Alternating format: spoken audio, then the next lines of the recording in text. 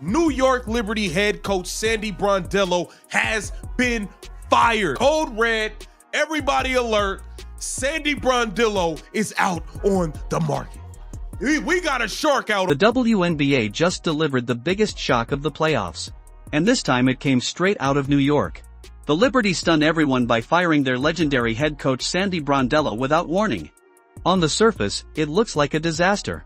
But here's the wild twist. What feels like heartbreak in New York could become pure gold for Indiana. Because if you're Caitlin Clark or a Fever fan, this move screams opportunity. I think Sandy Brondello is the best option for us to get the Caitlin Clark of Iowa. Bring in Sandy.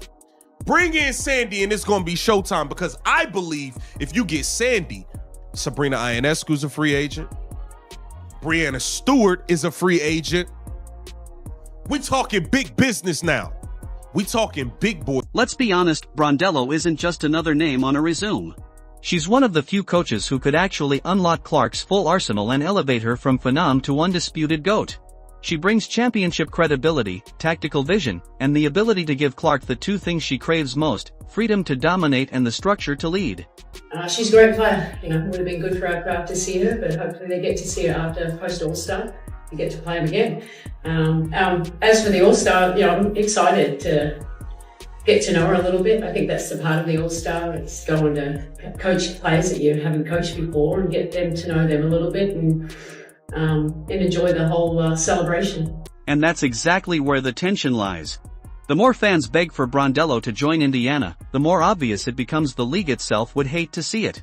Because let's face it, if Caitlin Clark and Sandy Brondello ever teamed up, the WNBA's balance of power would tilt so far so fast that it would expose every jealous veteran and every half-baked storyline Commissioner Kathy Engelbert has been pushing. That's why this partnership doesn't just excite fans, it terrifies the league. To me, Sandy doesn't strike me as a yes man. She strikes me as somebody, when she's talking to the general manager, she's going to speak her mind. She's just not going to, yes, GM, yes. Yes, general manager, I agree. Yes, general manager, The Liberty had a great regular season. No question. They were stacked with talent, they won big games, and they carried themselves like contenders. But when the postseason lights got brighter against the Phoenix Mercury, cracks started to show. To be fair, injuries were brutal. Breanna Stewart, Sabrina Ionescu, and Jonquel Jones were all banged up. Yet they refused to sit. They strapped on their sneakers and fought through pain, grinding every possession.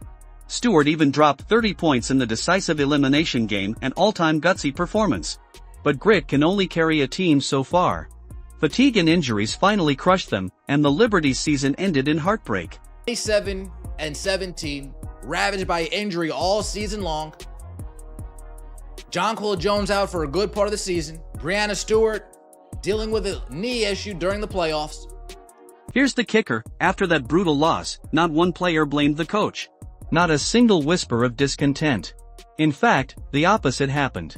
They rallied around Brondello, standing shoulder to shoulder with her and vowing to come back stronger next season.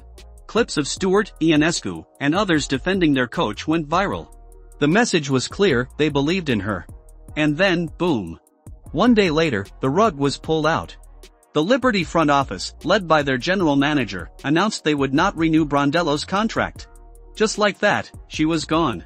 The New York Liberty have let go Sandy Brondello. Well, in their terms, they will not renew her contract. In our eyes, they parted ways. She was fired, essentially. But not as bad as being fired, I guess. But that's just how we talk out here. Nonetheless, I'm shocked. She's been a coach there for 4 seasons. You look at the past 3 seasons, she made it to the finals in her 2nd season. She won the finals in her 3rd season, and they lost in round 1 this year. Outside looking in, you look at this franchise and you see that's a successful franchise. New York is a powerhouse in the W right now. The reaction? Instant chaos. Fans were stunned. Analysts shredded the decision as reckless. Even rival teams, who stood to benefit from New York's implosion, shook their heads. Nobody saw it coming. Nobody thought the Liberty would cut loose the coach who rebuilt their franchise into a powerhouse. What would you say to those who question whether Sandy should be here next year to coach you guys again? I'm not saying I question it. There's just some people that do.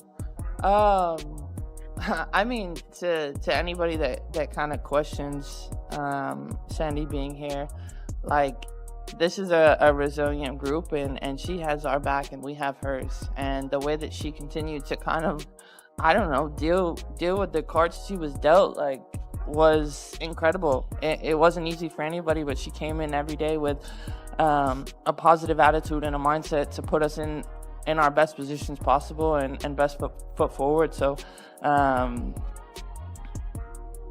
we're not going to be a team that points fingers. You know, there's a lot of us that could have done better this season, but we're still going to fight and show up for each other every single day, and I think that's what's the most important part. So we have Sandy's back. Thanks, everyone. This wasn't just a coaching change. It was the dumbest move in Liberty history. They didn't just lose a coach, they lost the architect of their championship culture. They lost their best chance at another title. And the ripple effects are monumental. I just saw this news and I went, what the bleep? Literally, audibly out of my mouth, what the Because Sandy Brondello isn't just good, she's elite. One of the most respected, decorated, and sought-after minds in the WNBA. Her reputation wasn't handed to her, she earned it brick by brick, season by season. 2 WNBA championships, and the year before, in 2023, won the Eastern Conference title. I mean, what are we doing? She's got a 600 winning percentage and a ton of experience. Look at her timeline. She took over in 2022 and immediately turned New York into playoff contenders in her very first season. In 2023, she elevated them further, 32 wins, only 8 losses, and a trip to the finals. They didn't grab the trophy that year, but they made a statement. New York was back. Last 3 seasons, Sandy Brondello, 32-8, made the finals, lost to the Las Vegas Aces. 2024, made the final. Then came 2024, her masterpiece. The Liberty won their first ever WNBA championship, a dramatic Game 5 overtime thriller against the Minnesota Lynx. Brondello's team clawed, fought, and wrote history. She delivered the ring that had eluded New York for decades. Fast forward to 2025. Injury shredded the roster. Stewart, Ionescu, Jones all limped through the year. But somehow Brondello still willed them back into the playoffs. Most coaches would have folded under that weight. She delivered results. That's why the players defended her so fiercely after elimination. And then the front office tossed her aside. No explanation that made sense. No clear plan for what's next. Just a cold dismissal. That's not just messy. It's insanity.